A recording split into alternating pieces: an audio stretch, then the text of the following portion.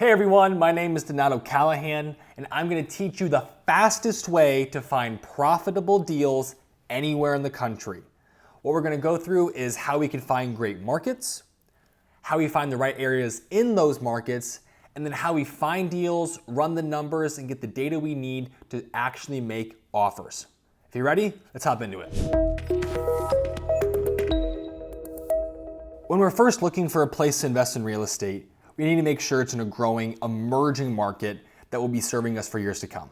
One of the first things I like to do is find markets in states that maybe my friends or other investors recommend and see which parts of the state actually make sense to invest in.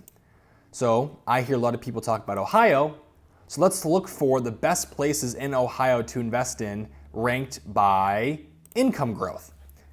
What we're going to do is look for all the different markets that have some of the best income growth, which means they're likely going to be able to afford higher rents and give me more cash flow in the future and help push home prices higher and higher for me as an investor. When we start looking at areas that have the best income growth, a few of them show up. And now I'm going to look for areas where the home prices are low enough, especially in today's market when real estate interest rates have been an issue and people are looking for the best and most affordable way to get into properties. You want to look for spots where the home prices are below the national median. So right away, we can cut a couple of these opportunities and remove any of the areas where the population has been going down consistently. What that does leave us with is some areas like Columbus, where I hear a lot of people are investing in. So let's check that one out. If we have a market we're already looking at, like Columbus, Ohio, the next step is to find out which areas actually make sense to invest in Columbus. One of the first things we can do is check out appreciation, especially for long-term rentals, mid-term rentals, and any asset we plan to own for a couple years. Being in the parts of town that are increasing in value is a cheat code to long-term wealth. And clearly, where Columbus has gone up by almost 97% in the past few years, appreciating by over 11% per year very consistently, clearly it's a good spot to be in. Now, for those of you who are wondering, what about COVID-19 and how do we know this is an area that's actually going to keep going up? Well, we can zoom in here and find that in between 2018 and going into COVID, home prices were still going up. And for those doubters who are talking about high interest rates, totally understand. That's why we look at the home prices and how they've been performing since interest rates were high. And what we can see here is that interest rates have not negatively impacted the market. In fact, home prices are still climbing. That should tell you this is an area of high demand and you are at less risk of your homes losing value or not being able to get long-term equity. On the map, we can pretty easily see which areas in those dark green spots have seen the biggest jumps in appreciation, especially this area, up by 270%. Now, we have to also be wary of red areas. Areas like this are losing value. And in an entire city where homes have continued to increase, this one zip code is the only place you would have lost money if you were buying homes at the median price a couple years ago. Don't be the guy that loses money in a gold rush.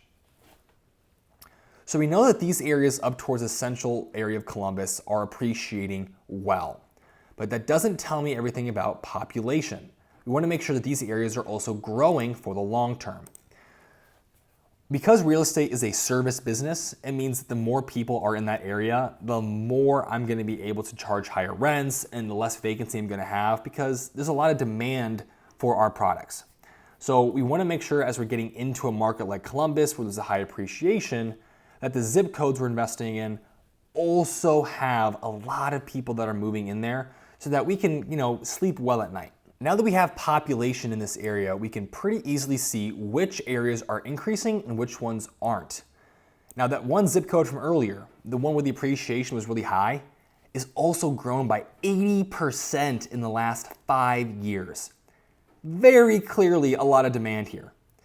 Now, unlike appreciation, look at all these zip codes in red. There's actually a lot of places in Columbus where home prices have been going up, but people are leaving. So this zip code is one of the few areas where you can actually get home prices going up and more people are moving in. That makes me very interested. Now it's time to start looking for some deals. I'm looking for a lot of different types of opportunities. Personally, I like off-market multifamilies. So what we want to do is find some off-market multifamilies that are priced below the median for this area, which we already found out, that have motivated sellers, people like absentee owners that live out of state that might be looking to get rid of a property after owning it for a while, and folks that have things like high equity, so they can actually be creative on their financing and they're willing to accept an offer that makes sense for both you and them. By looking for off-market deals in the zip code that we like, we have 9 deals that all make sense in a zip code that makes sense for us for appreciation and population. For now, let's pick on this one. This property is a 4-bed, 2-bath deal, about 1,500 square feet, and it's a duplex. So it's probably a 2-bed, 1-bath apartment on either side. It's an absentee owner that lives out of state. They bought it free and clear, if with cash, so there's no loan on the deal. And looks like they transferred it just a couple of years ago for around $72,000. It's estimated to be worth about $183,000 now. And when we look at the rent comps for this property and put in a 2-bedroom, 1-bath apartment in this area, each side should rent for about $950. Now the big question is, does that actually make you money? The next step is to run our numbers. So if we were to buy this property at the estimated value of $182,000, each side rents for $950, so $950 times 2 is $1,900. Let's assume that we charge the tenants for water, sewer, and trash. And let's assume that we manage it ourselves and put away 5% for repairs and 5% for vacancy every month and another 5% for CapEx. By putting all these numbers together, even at today's interest rates of 6.46%, this property cash flows. Now, what happens if we actually give them an offer that's more attractive for us, say $155,000 instead? Now our cash flow continually goes up and up, making this a more attractive deal. When we're ready to actually call on this off-market property, just give them a phone call using skip trace credits to get their phone numbers and start making an offer that works for both you and them. That is the fastest way to go from finding a market to finding an area to then finding a property and analyzing it. But we can't just stop there because we don't know what's going on around this deal. We know the zip code's trending well, but how about this street? So with this property, let's get a little bit more specific and drop ourselves a little note to remind ourselves that this is a potential lead. Let's make sure we find things such as the local schools. When schools are better, you have attract a whole new demographic of tenants, such as young families and people that will stay for a long time. And that helps you with minimizing your vacancy costs. Now around here, we see a lot of schools that are ranked 3, 4, and 5 out of 10s. Most schools in the country are between 4, 5, and 6. So these are decent schools, not stellar, but not poor schools either.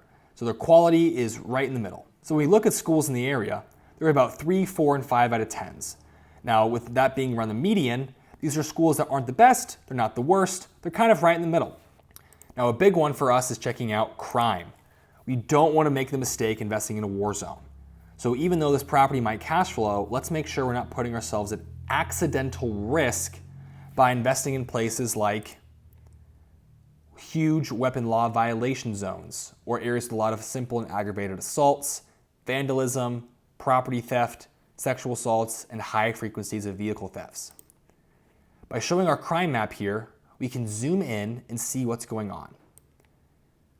What we can find is that this property is just to the north of an area that's seen actually quite a few simple assaults, quite a few motor vehicle thefts.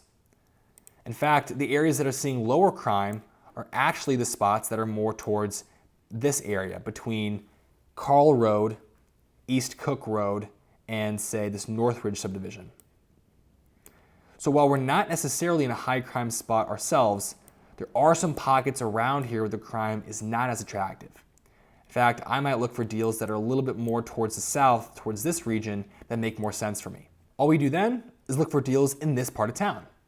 So now let's look for, say, another off-market property that has the same criteria as before,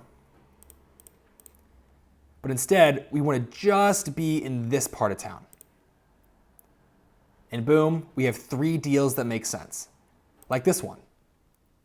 Another 2-bed, 1-bath apartment for a duplex.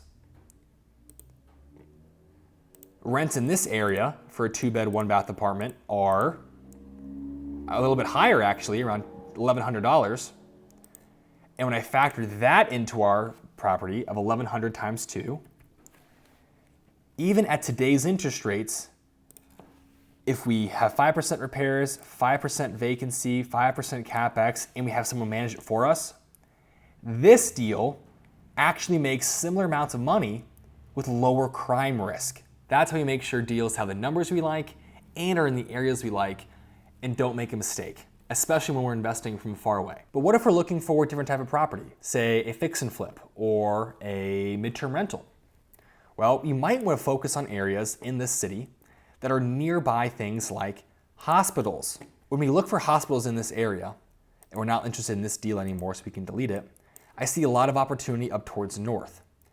So what I'm gonna do is say, let's look for properties that are around this section where the hospitals are, that are off-market single families, that are up to $300,000, at least 3 bedrooms, at least 2 bathrooms, have at least 1,000 square feet so they're not too small, that also have absentee owners with high equity.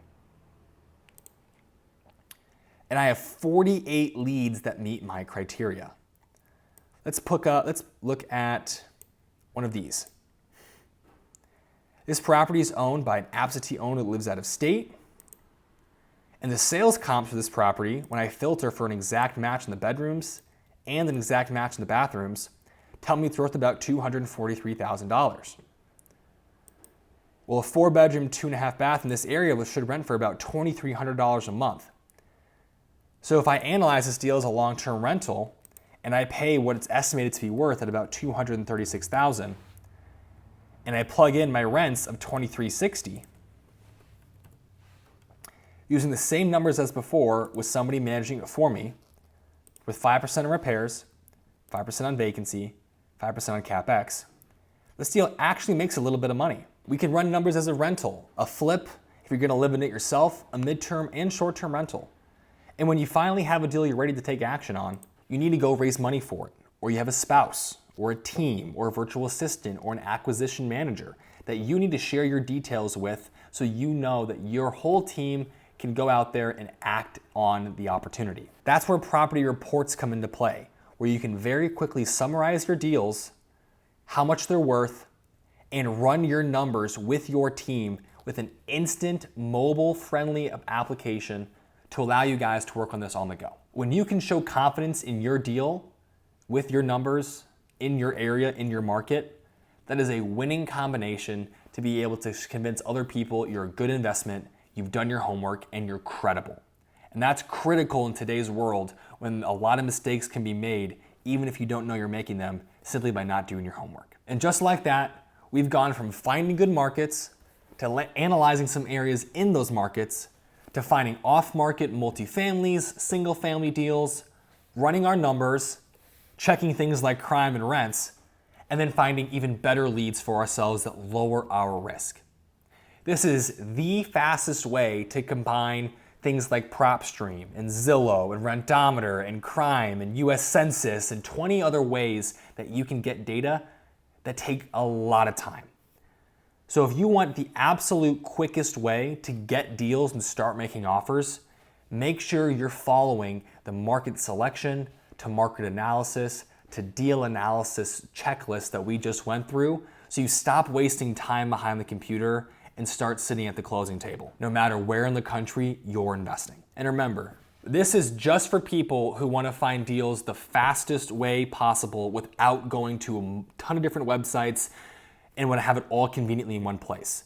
You don't have to use BrightInvestor to find markets, analyze markets, and find on and off market deals and run your numbers. It's completely up to you. The process is the same whether you use 20 different websites and Excel spreadsheets or you use BrightInvestor and do it all in one place. So I hope you've learned a little bit about what you should be looking for and why it matters, and I can't wait to see you invest like a local no matter where you live.